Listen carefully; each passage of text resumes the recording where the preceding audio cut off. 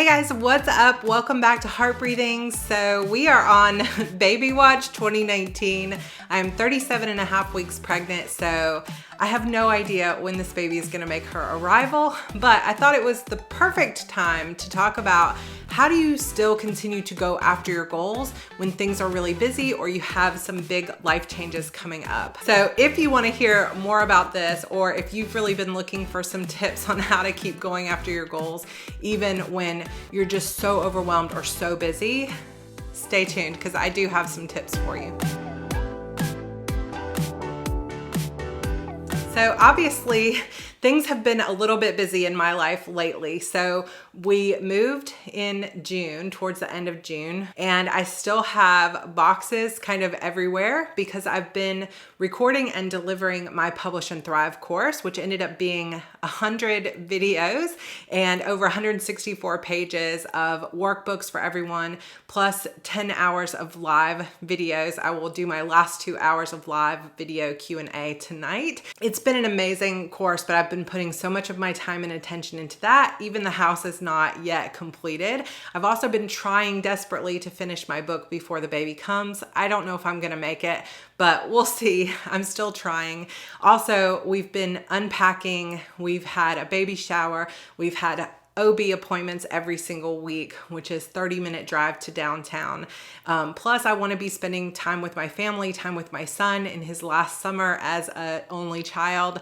There's just been a lot going on. So how have I been dealing with all of these different goals that I have? If you're a fan of this channel, you guys know that I have been a very goal-oriented person for the last several years of my life. So how do you keep going after all of these goals that you have, especially if you have really big goals and big things you want to achieve when life just gets super busy? Because let's face it, sometimes, especially in the summer for moms, when your kids are home or you've got summer camps going on all over the place, we're all busy. Or maybe you're a student and you're about to go back to school and everything is busy as you're getting ready for, moving into your new dorm room, and then you've got new classes, new schedule, everything going on with that. Or maybe you just work full time and you also have a side hustle where you're trying to bring in some extra money for your family, but you really want to be a writer.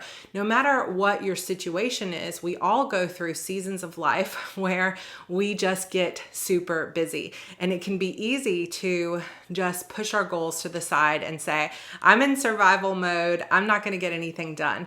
But the truth is that can often lead to feelings of depression or disappointment that you've really just not gotten anything done on any of your goals for a long period of time. And in fact, once you've lost that momentum of working towards your goals and keeping your eye on the prize, so to speak, it can be really hard to get back into it. I know for me, writing is one of those things. If I take a long extended break from at least trying to write or thinking about my story, it can be really tough to get back into it. So how do you keep from completely abandoning your writing when you're super busy, or abandoning your goals when you're super busy? So let's talk about some of those tips that I have for you. So the first thing I recommend is to really analyze the time that you do have. So actually go through and create a weekly calendar for yourself. You can just go and print off something or grab any notebook and make a grid for yourself of Monday through Sunday and write out the times that you know when you're busy. Now, for some of you, maybe you work a strange schedule at work. Maybe your weeks are always different during the summer because your kids have camp this week, but they don't have camp next week, or you've got vacation, and that's fine. But if you can, try to come up with some sort of schedule. So either take a week, like an ideal week, and map out your work schedule and everything you've got going on, or print out the entire month of August, for example, and really write in all of the things that you've got going on. We're on vacation this week, we've got camp this week, we've got school starting this week, whatever. But really look at the time that you don't have and look at the time that you do have. But chances are you do have pockets of time that you could be fitting some of this stuff into. Like maybe in the mornings, maybe things don't usually get started until 11 o'clock or until lunchtime. So you do have the mornings and you've been spending that feeling a little bit frantic or sleeping in or getting the cleaning done or whatever. But you kind of do have a big stretch in the mornings. Or maybe the kids are in bed by 9 or you're home from work by 6 p.m. and you do have a little bit of stretch stretch of time in the afternoon or the evenings where you could be working on your goals. But the first step is to really analyze your schedule, whether you have to look at the entire month all at once or whether you can kind of have a pretty basic schedule for each week. It doesn't really matter, but just try to analyze your time and identify little pockets of time where you can work a little bit towards your goals. The second thing I recommend is also making a list of things that refill your well. I just talked about this in my Publish and Thrive course as well, because it's so important.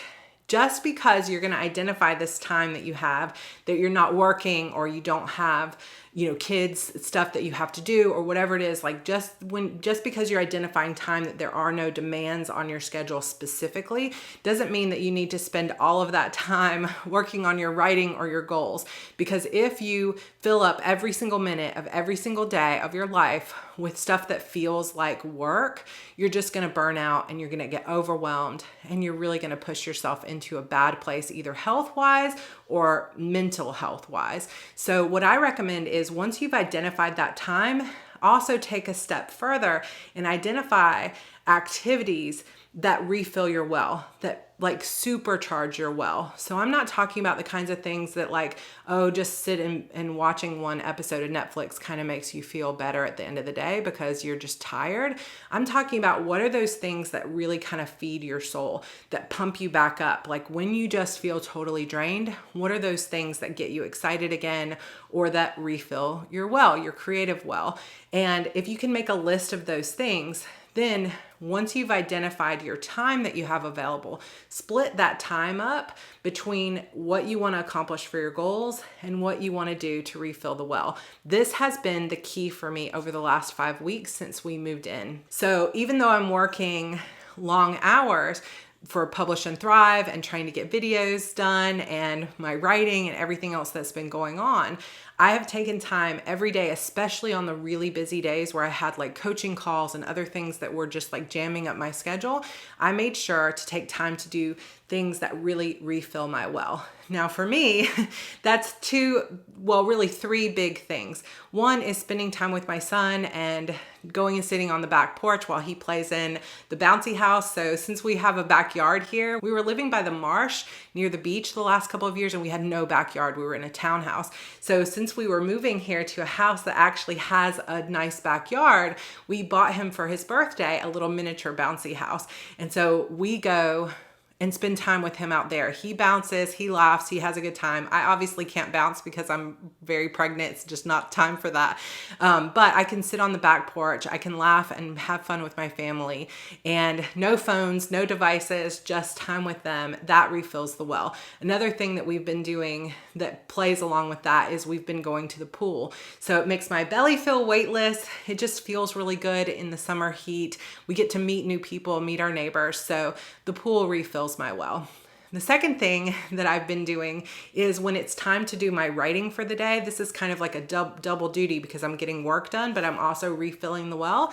I will go out and treat myself to Barnes & Noble and I will get either like a decaf flat white or something that I really enjoy there and get to kind of walk around and look at the new book covers, look at the notebooks. I haven't really been buying a lot of stuff except maybe the coffee or a drink there, but it's just being in the atmosphere of books and creativity just refills my well. And I can sit there at the cafe and I can write. So it's just another way that I can refill the well. The third thing for me, and don't laugh, is shopping. So obviously I don't want to spend a lot of extra money, but every module that I've completed out of the 5 weeks, I have treated myself to something nice. So when I'm feeling kind of drained after a day of work, I would sit there on my phone and either pick out stickers that I wanted to buy on Etsy, or I would, pick out something from my baby registry that I wanted to buy as a reward and kind of save them in my lists. And then at the end of the week, when the work was done,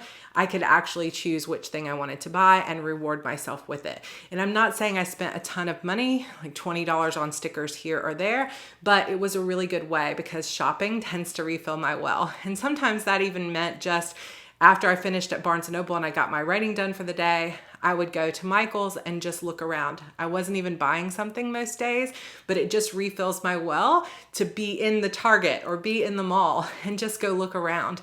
And that's just one of the things that goes on my list. You're gonna have your own, very own list of what refills the well for you, but make that list and then split that free time so that you can say, okay, I'm gonna get my writing done for 30 minutes. And then I'm gonna spend 30 minutes by taking a bath or spending time with my son or playing, this video game. Because that's probably the fourth thing, although I haven't taken as much time as I've wanted, is my husband and I play Final Fantasy together. And this is something that's really fallen by the wayside, but it would be another thing that would refill my well. And actually I'm planning to kind of have a Final Fantasy marathon this weekend once the course is over and treat myself to that. So it could be gaming, it could be television, it could be doing a puzzle with your husband or with your roommate, it could be cooking, whatever it is, it could be dinners out.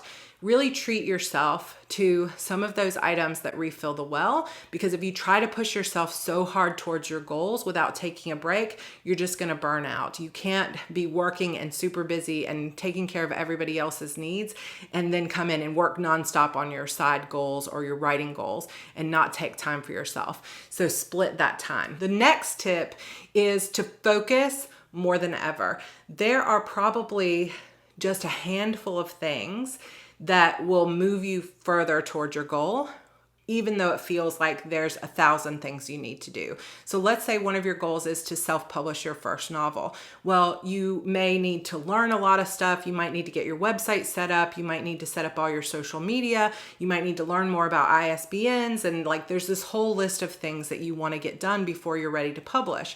But when it comes down to what's the most important thing you need to self-publish that novel, it's probably the novel itself. So if you haven't finished the book, now is the time when you're super, super busy to focus in. Like Michael Jordan has a quote where he says, focus like a laser, not a flashlight. And this is one of my favorite quotes from Michael Jordan. And I simply love it because that applies to this time in your life when you're super busy. You don't have time to worry about all those peripheral things. Sure, those things need to get done, but you can do them when life slows down a little bit, or you can do them incrementally once the novel is finished. But what I want you to do is when you're going after big goals and you're super busy, is to focus in like a laser, just that pinpoint of light where you say, what is the one thing that is going to move me forward more than anything else towards that goal? It could be finishing the book. If the book is already done, it could be getting cover art for that book, or it could be I'm going to set up my website. But if you're super busy, laser focus in on one single thing that you're going to do. Don't try to do 10 things. Don't make a list of all 100,000 things you need to do.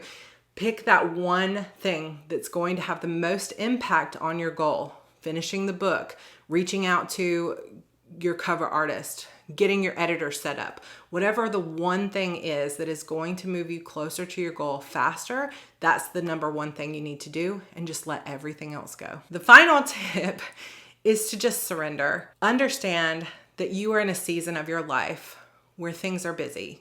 It could be summer.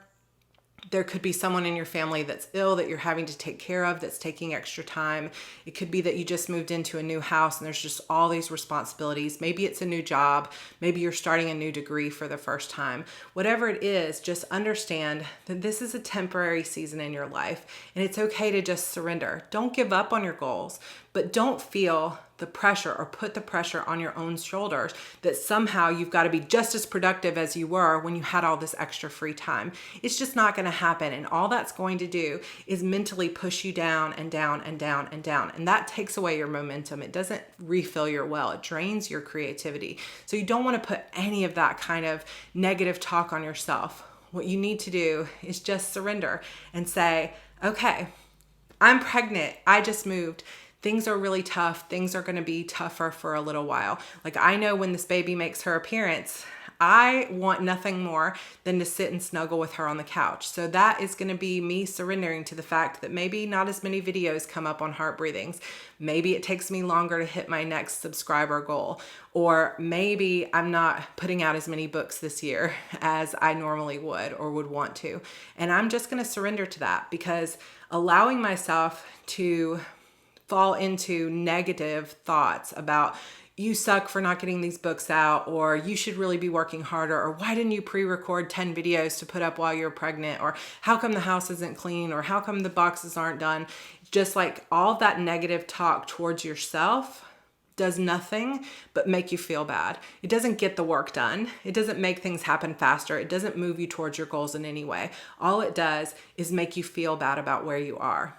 And nobody needs that, because we all hit periods and seasons in our lives when things are just busy or tough, and we have to surrender to it. So those are my biggest, most heartfelt tips for you.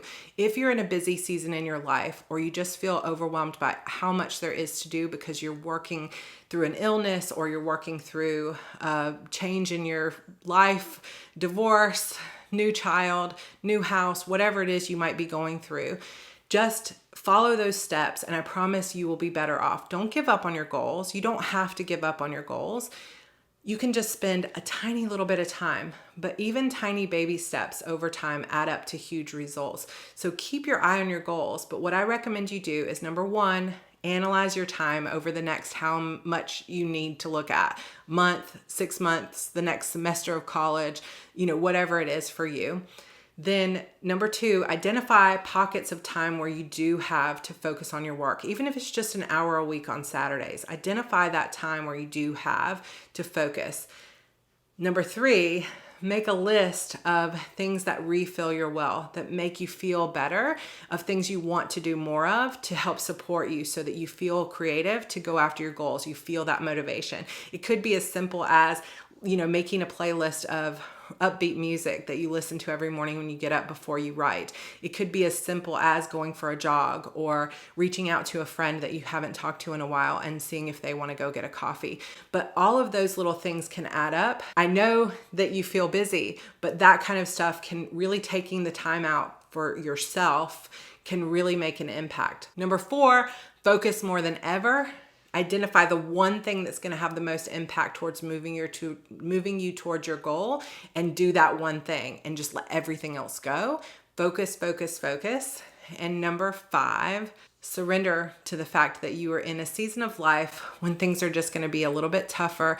You're not going to have as much time for yourself to go after the goals maybe as you wanted to, but know that there is a light at the end of the tunnel. School will end. Kids will go back to school. Whatever it is you're going through right now is not going to last forever. So make the most out of the time you have. Support yourself both emotionally and mentally as you go through this time. Focus as pinpoint laser focus as clearly as you can on what's going to move you forward, and forget about all the other little crap that you waste time on, and just surrender to the fact that it's a busier time in your life. Of course, if I were going to add one more step, it would be also try to identify places where you're really just wasting time, but that don't refill your well, like scrolling through Facebook and reading those updates one more time, or binge watching Netflix and it's not even that great of a show. Try to take out those ways that you're just sort of boring, survival mode trying to exist, and change those out for things that refill your well, and be more deliberate about where you're spending your time, and you're going to have more energy to pursue your creative goals. Okay, guys, I hope that you enjoyed this video. Like I said, we're on baby watch. So I'm not sure how many more videos will go up. I've been trying to pre-record stuff, but I have not been super great at it, to be honest. So there just might not be a lot of pre-recorded videos. So I will let you guys know when the baby girl is on her way. So if you really want to follow along and see pictures of her before I can get videos up, then I would love for you to come follow me over on my Instagram at Heart Breathings Blog, or my more fan Instagram, which is at Sarra Cannon. I'm sure that I'll also be posting on Facebook, which you can find me at Heart Breathings or at /Sarra Cannon. I'll link all those social medias down below, because I'll probably be posting pictures there before I will here on YouTube. So I would love for you to follow me there if you want to see pictures of her when she arrives. If you're new to this channel, I would love, love, love for you to subscribe and join our little community here on YouTube, and just hit that notification bell so that you'll be notified when new videos come up from me. It might be a little bit sporadic in the upcoming weeks, but I will do my best to keep at least one video coming out every week. So I hope you enjoyed this. Please comment down below and let me know if this resonated with you, if you're in a busy season in your life, and what is your one main goal that you're working toward. I would love to hear about it. All right, guys, I will see you in my next video. Bye.